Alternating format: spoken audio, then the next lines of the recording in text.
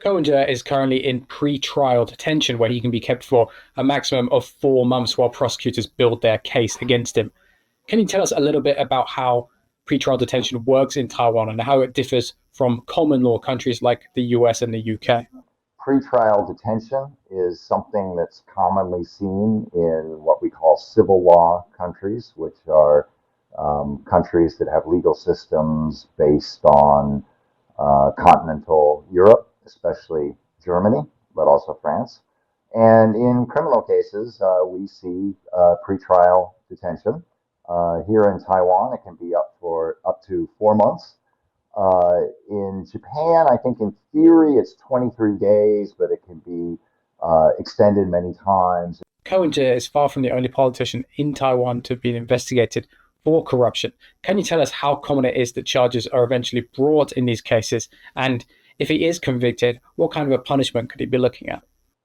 These kinds of cases are extremely common, probably more common on the city and council level. You'll see cases like this every few months with indictments and pretrial detentions of council speakers and civil servants and the bureaucracy and that kind of thing.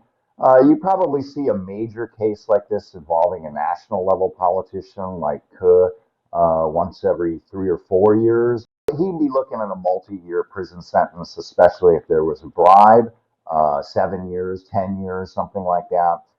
It depends on the number of acts of corruption and a lot of variables. Supporters of Ko and his Taiwan People's Party say that this investigation into him has got some serious flaws, what they've called procedural injustice.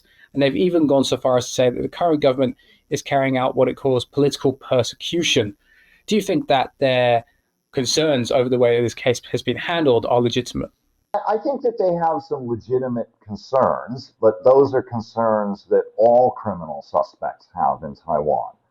Their main concern seems to be that information is leaking out of the prosecutorial investigation that's adverse to Mayor Ko. And they're right. Those proceedings are supposed to be absolutely confidential and secret. I also think that there's a serious concern with the abuse of the pretrial detention procedure as a form of hostage justice. It's real easy for the prosecutors to put 2 or 3 different people involved in the case in pretrial detention. It's scary. There's a lot of questioning late at night, and they're using it as a tool to coerce.